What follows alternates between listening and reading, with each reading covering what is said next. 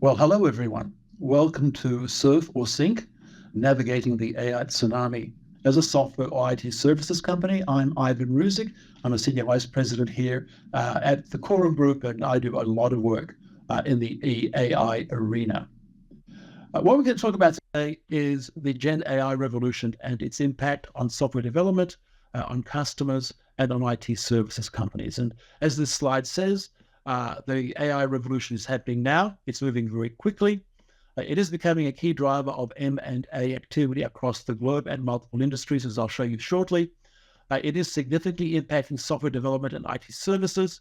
It's also, as a result, widening the gap between AI leaders and AI laggards. Adoption is still challenging, and we'll talk a little bit about this. And companies, as I'm going to show you in a little while, are going to face an existential challenge. Adopt and adapt rapidly, or seek an exit or seek extinction. So where are we today? Well, obviously products like ChatGPT have had a significant impact on familiarity with this kind of technology, and to the point where today 80% of all tech leaders now use some form of Gen AI virtually on a daily basis. So the market's become very, very, very familiar with not just Gen AI, but its capabilities. There's been a massive amount of investment in AI over the last few years. In 2023, over $50 billion was invested in it, and the vast majority went to generative AI. Look at the success of products like ChatGPT. It went from nowhere 2 years ago to 200 million users in August of 2024, which is a massive, of course, massive increase. There are literally billions of ChatGPT transactions every single month, billions. And we're already seeing early adopters reaping the benefits of using this kind of technology. And I'll talk about some examples a little bit later on. This is an attempt to summarize where the technology is today. So bear with me. I know it's a little bit of a challenging chart to decipher. What we have in the columns are the major frontier model development companies such as Google, OpenAI, Meta AI, Anthropic. And the far right-hand corner is basically the others. And you'll see that there are a number of Chinese companies, by the way, in that other group. On the far left, we have a verbal IQ scale. These are, of course, language models, and so you can measure their performance by trying to measure things like the verbal IQ. And there are many other measures, but this will suffice to make the point that I'm trying to get across here today. You'll see in the middle we have a picture of Einstein, and if you head across to the far left, you'll see that he basically places in the 99.99th percentile on verbal IQ. And that's, of course, no great surprise. We all know who Einstein was. But you'll see we have some other scales, and we had to develop these other scales in response to the rapid pace at which these models are developing.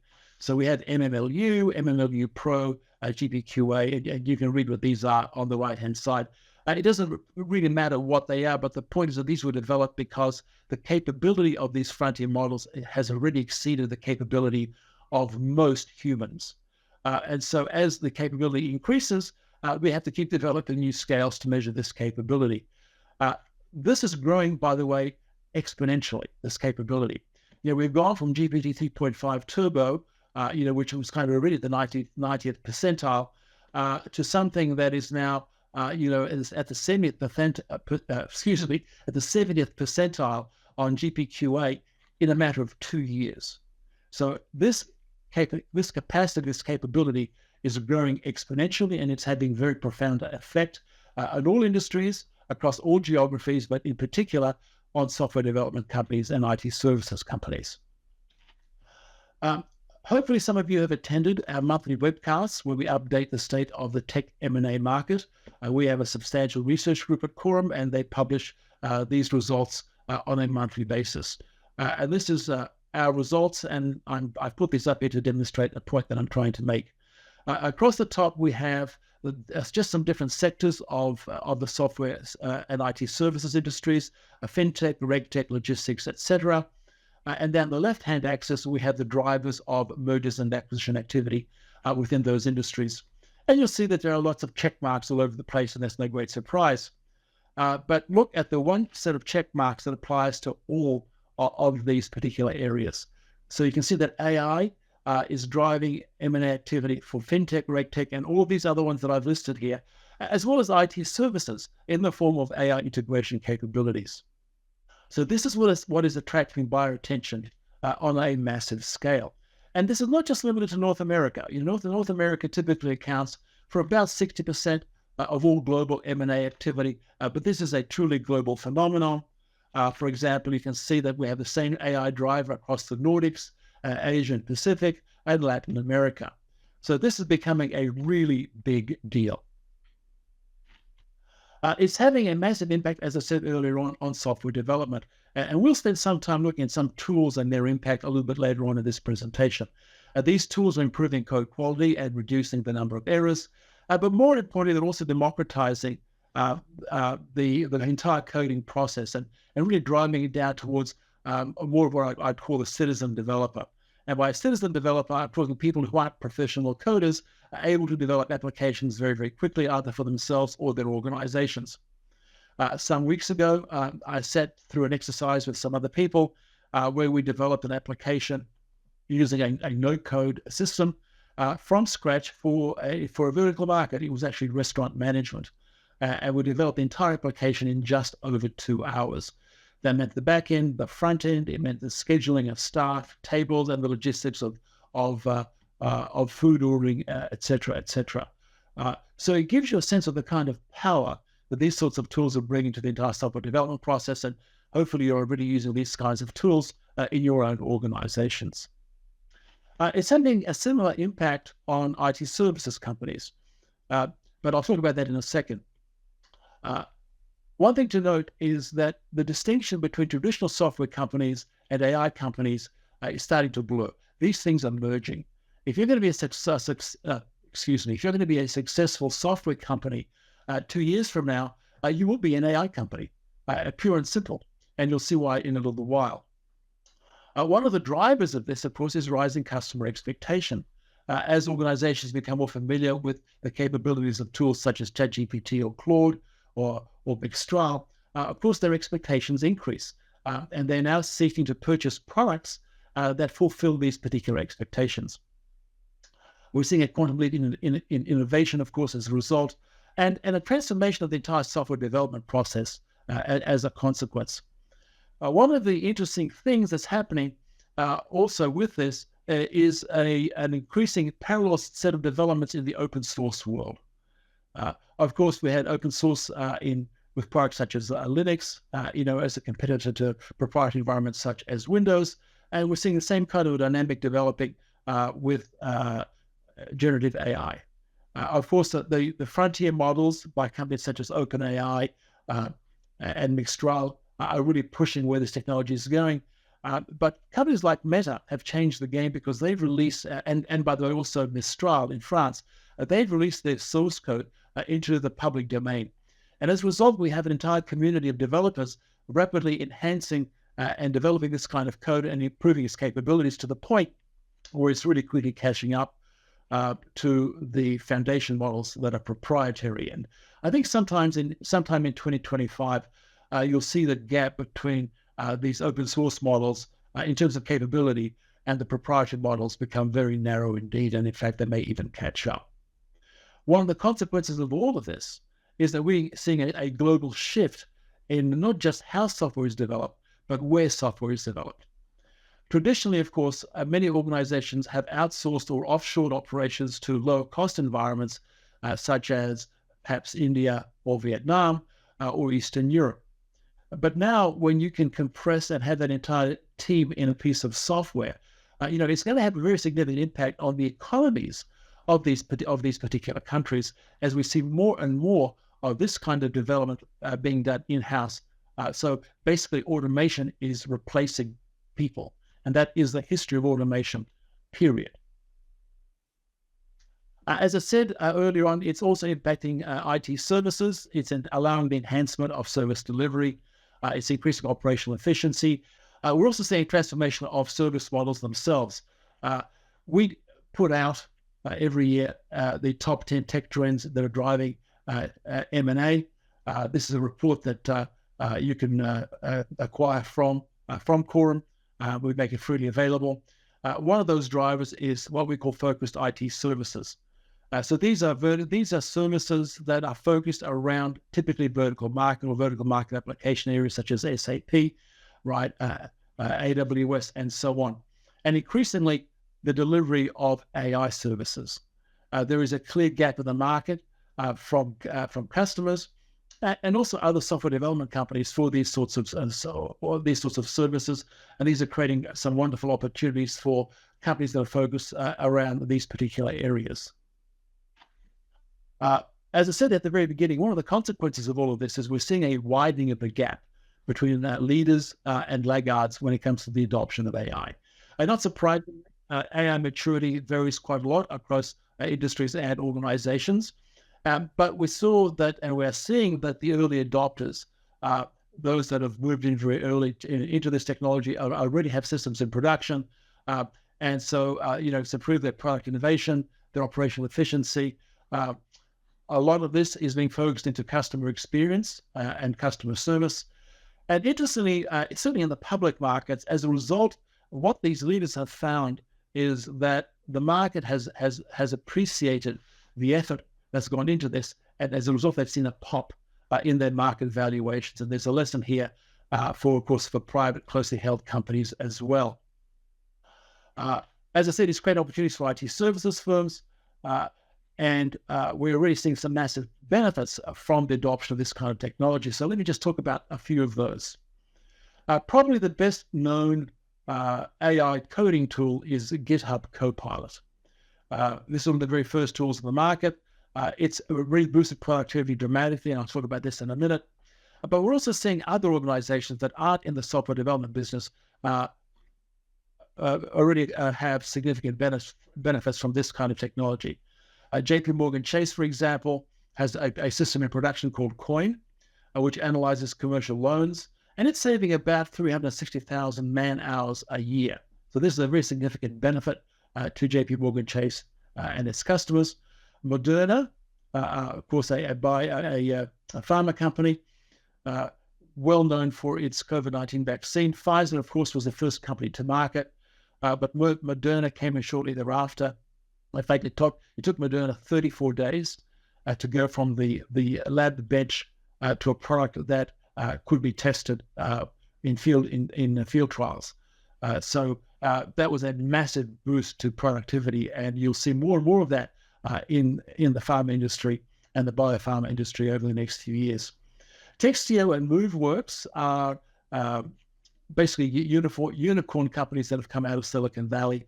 Textio is in the HR space, and MoveWorks is in the IT help desk space, where its technology is already reducing IT resolution times by about 60%. So these are just a few success stories.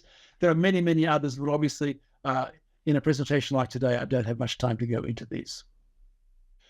Let's talk a little bit about boosting development, because obviously, as I mentioned, many of you here today are software development companies and or IT services companies. So this is something that's going to have a significant impact on you.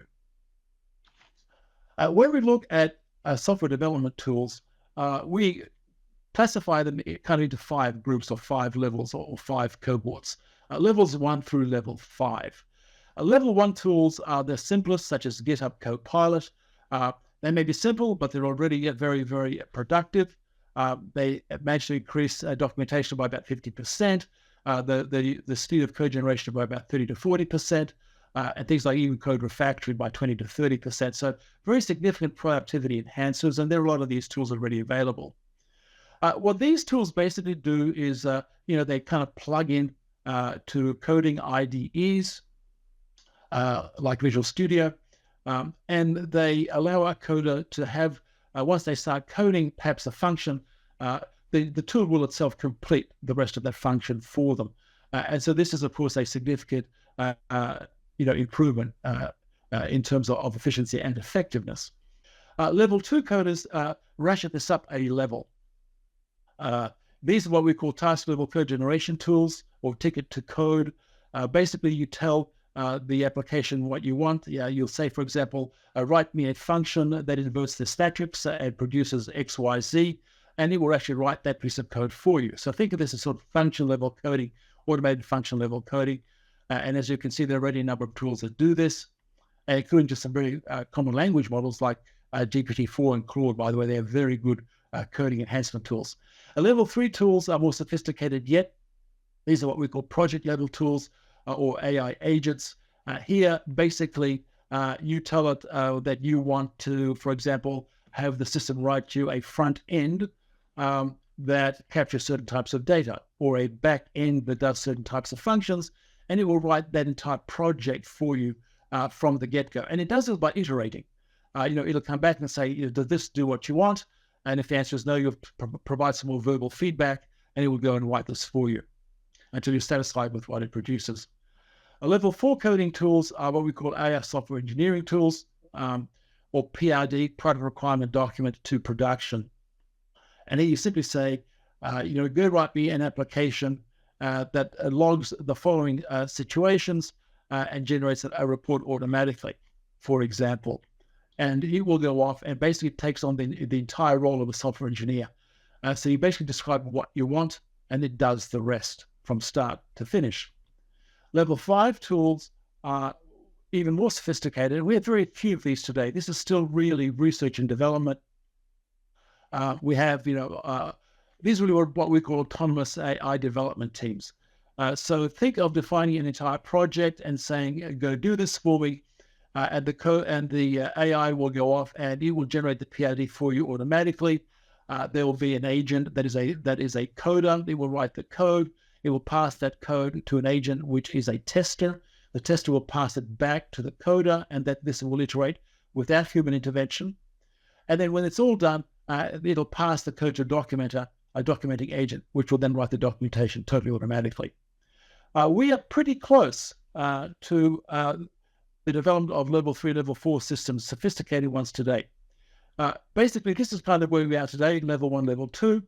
We have more and more tools coming into the market that enhance these sorts of coding tasks. But I think that you'll see by the end of 2025, we will have a plethora of level 3 and level 4 coding tools available. Of course, what this is going to do, it's going to really drive that gap between the leaders and the laggards, because it allows companies to iterate and innovate very, very quickly. So it's going to become essentially an existential threat to companies that aren't adopting this kind of technology. ERP systems, analytical tools, cloud applications, these sorts of things are very, very easy to automate with these sorts of tools. And hopefully you are already using many of them. Adoption is still challenging for many organizations, both software companies, but also end customers. There's clearly still a skill gap in AI expertise, and this is slowing down the adoption.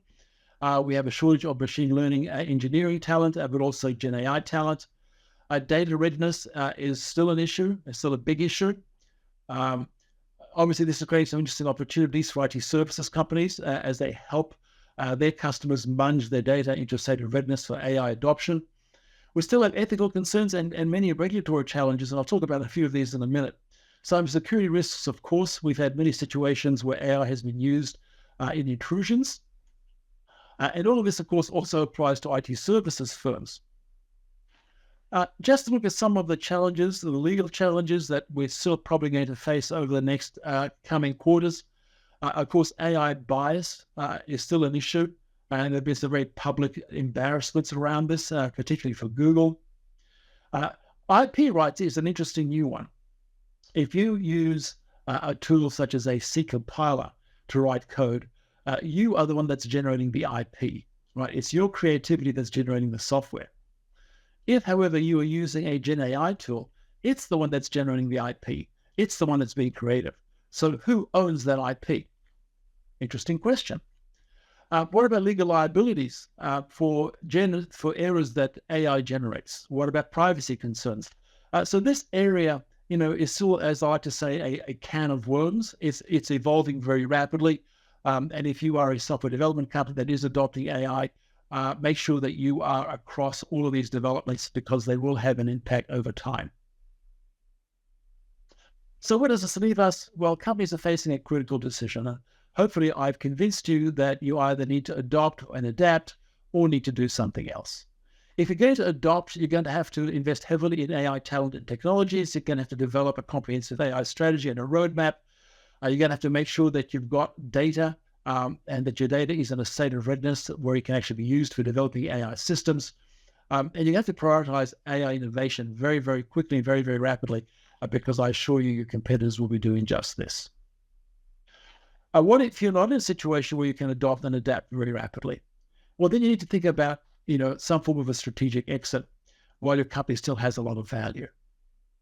To do this successfully, you still need to build a story around AI. So you're going to have to highlight your AI readiness and your AI potential. You may have to showcase any proprietary data and or AI algorithms. You may have to demonstrate scalability and the potential for AI integration.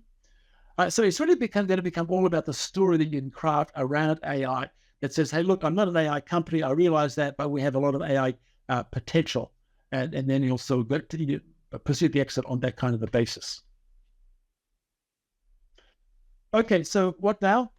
Well, time is definitely not on your side. As McKinsey said, being late to AI could reduce your exit value by 70% or more, which means you've got to embrace AI now or risk obsolescence. You need to conduct an AI readiness assessment if you're going to go down this particular path. Of course, you're going to have to allocate some budget. This isn't going to be cheap, but nor is this going to be exorbitantly expensive either, because these tools have just come such a long way in such a short period of time. Make sure you have the right AI talent. If you don't have someone fulfilling the role of a chief AI officer, I suggest you really have a look at filling that gap. And of course, you're going to have to develop an AI strategy and a roadmap as soon as possible. You may have to, by the way, consider AI partnership or other sorts of M&A opportunities.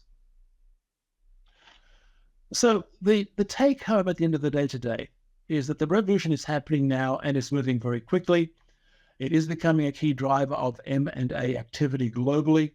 It is significantly impacting software development and IT services, which is hopefully something that I've convinced you of today. That is creating a widening gap between leaders and laggards the laggards that run the risk of becoming obsolete. There are still challenges with adopting this kind of technology, and some of them are still significant. But companies are nevertheless are going to face a critical decision. Can you rapidly adopt and adapt? And if not, should you consider a strategic exit? So we kind of come a full circle to where we started today. As I leave you, I'd like to just point your attention to some articles that I've written, some key takeaways. These articles all delve more deeply into all of the things that I've talked about today. So I would encourage you to have a read of these articles. The actual references will be in your packets. So please have a look. And with that, thank you very much. Hopefully you found this useful and valuable. If you have any questions, feel free to reach out to any of my colleagues that are at the conference today, or feel free to reach out to me via email at ivanr@corumgroup.com. Thank you.